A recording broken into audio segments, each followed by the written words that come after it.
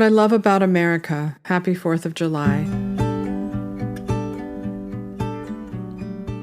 The first time I realized I was a proud American was the month I spent in Italy in 1997 with a man who would become the father of my child that month, unbeknownst to either of us. The news was earth-shattering to him because we were worlds apart. We fought and then broke up over the best decision I ever made, to keep my child. He complained about America a lot, and I tolerated it. But then I found myself protective and defensive of my country. Yeah, well, you sure like our Levis and our Marlboros, I said, not to mention our movies. I had him there. I knew in that moment that I was a patriot. He was a pro-Palestine, anti-American, jazz-loving bohemian with a Che Guevara poster on his wall.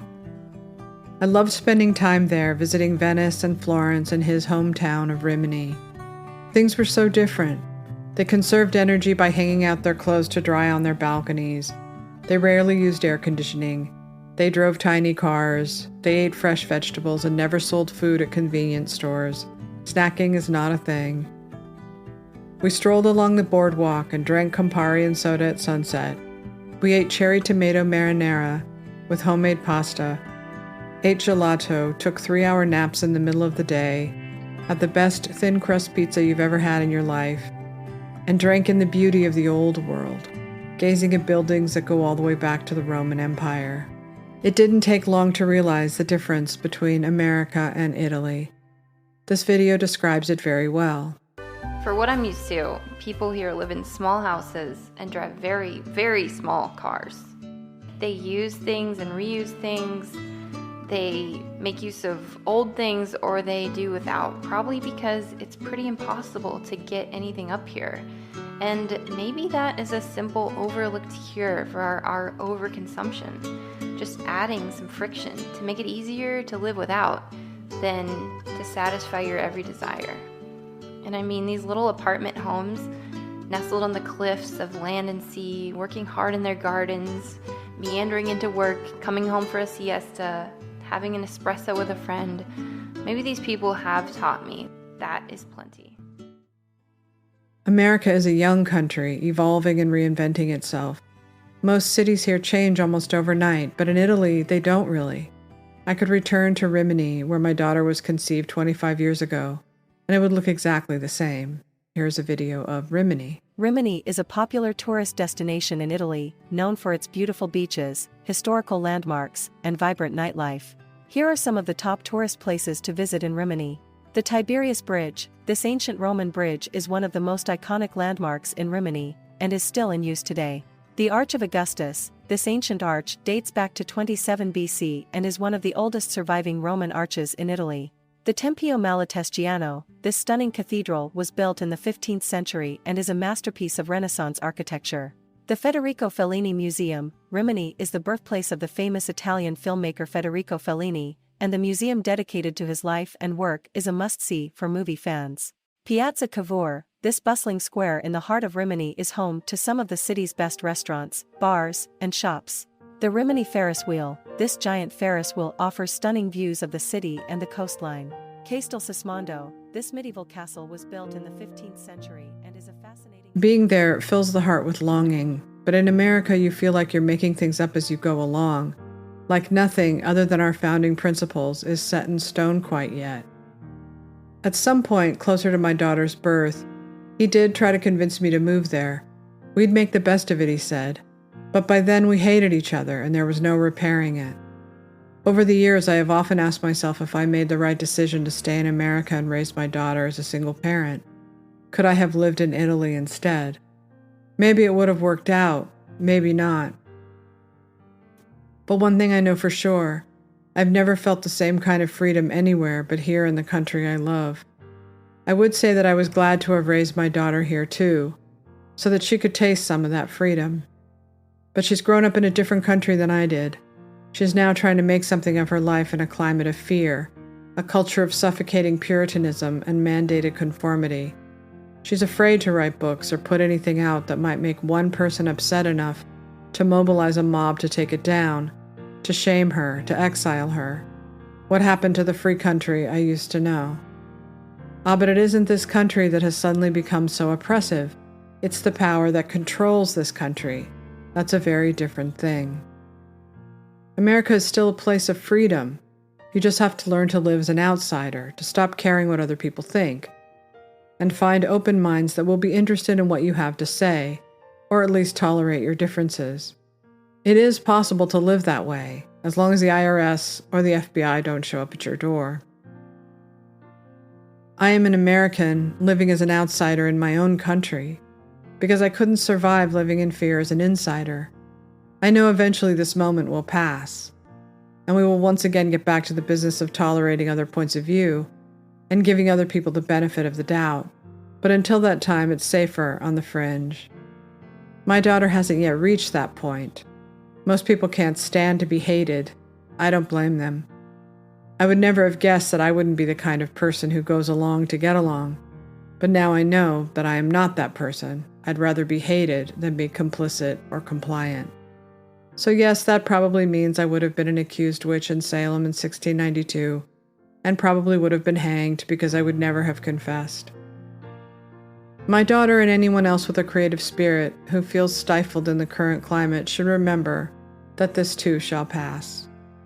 What I love about America is the First Amendment, which defends our right to not just freedom of the mind, but freedom of expression. Quote, Congress shall make no law respecting an establishment of religion, or prohibiting the free exercise thereof, or abridging the freedom of speech, or of the press, or the right of the people peaceably to assemble, and to petition the government for a redress of grievances. In America, we believe in more speech, not less. We believe if one side has the right to protest, then everyone has the right to protest. America is this. There are pictures of the Vietnam protests at the Capitol, and it's also this, and pictures of Trump supporters at the Capitol. I was just listening to the History Daily podcast, one of my favorites, and I happened to hear the story of the CIA's coup in Guatemala, something I'd never heard about. It sounded eerily familiar. If they could pull that off so easily back in 1954 to stop communism in a foreign country, taking down a U.S. president using many of the same strategies would not be that hard. And then I was thinking, if it was 100% true and the 2020 election was rigged, it mostly was, even if you just look at manipulating the media narrative and the Hunter Biden laptop for starters, what repercussions would the people have to fight against such an oppressive regime? Protests. To demonize those protests, to treat American citizens like outsiders or terrorists, shows you just how anti-American the current regime actually is. We might be living in a country ruled by totalitarians, but baked into our Constitution is the right to petition the government for a redress of grievances, without fear of punishment or reprisals. Eventually, those who protested on January 6th will have a proper day in court and not a show trial. How do I know? Because eventually the mud is scraped away and the founding principles hold. I love that about America, that our founding documents are well thought through and well intact. I love a lot of other things too. I love that each state is unique and that when you drive across this country you experience deserts, mountains, cities, small towns, bridges, schools, churches, mom and pop restaurants, and so much of our history fondly remembered by the citizenry. And lucky for us, we do have a thriving and growing gulag outside the utopia. The comedy is getting better, like this satire of Patriot Front. Life! Liberty! Victory! Life! Liberty! Victory! Life! Liberty! Victory! Life! Liberty!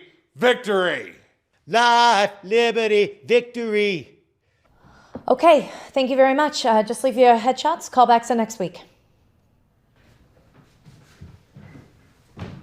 I've been a casting director for over 20 years, and whether you're doing a movie, a Broadway show, or a psyop, it all comes down to casting.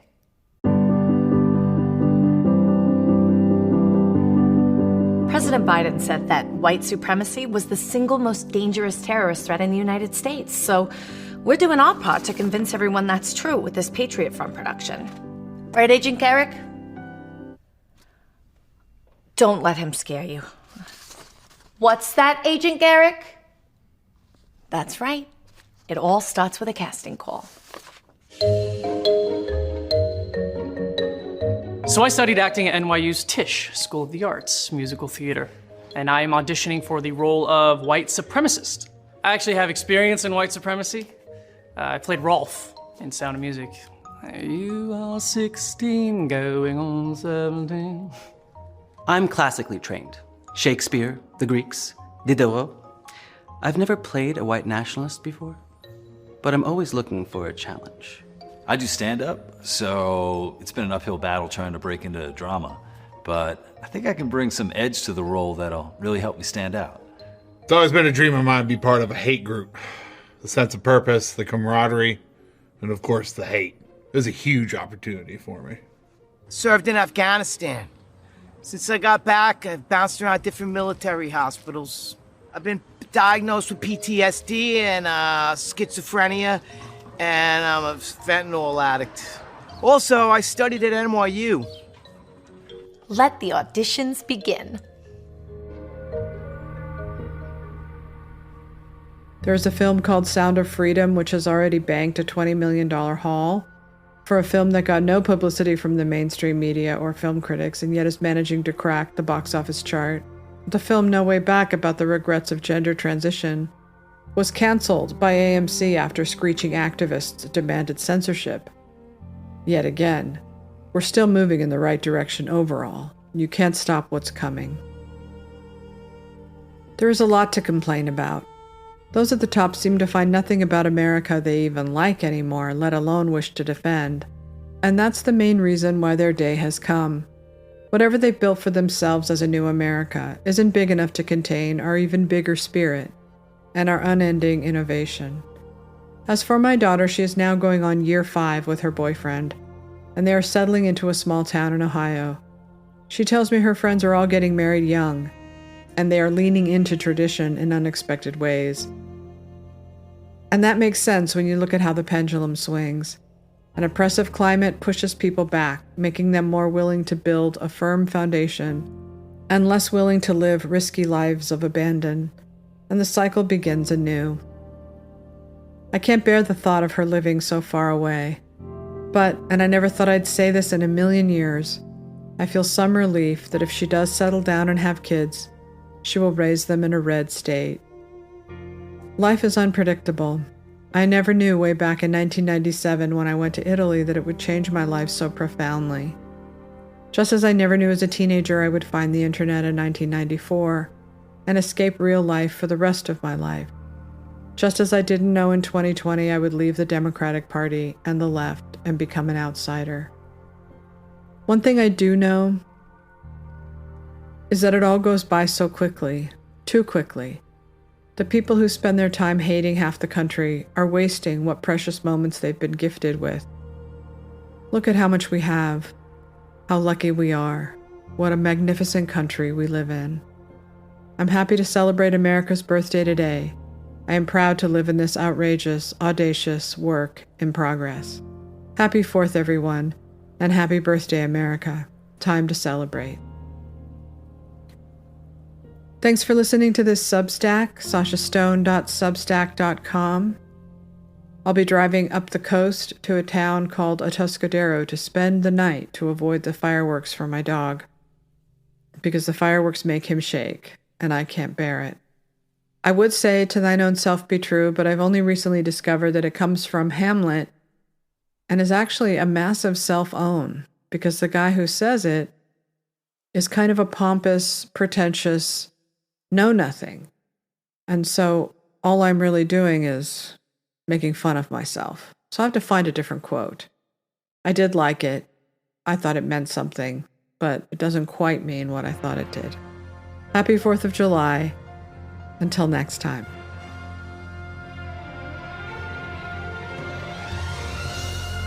I can't dream.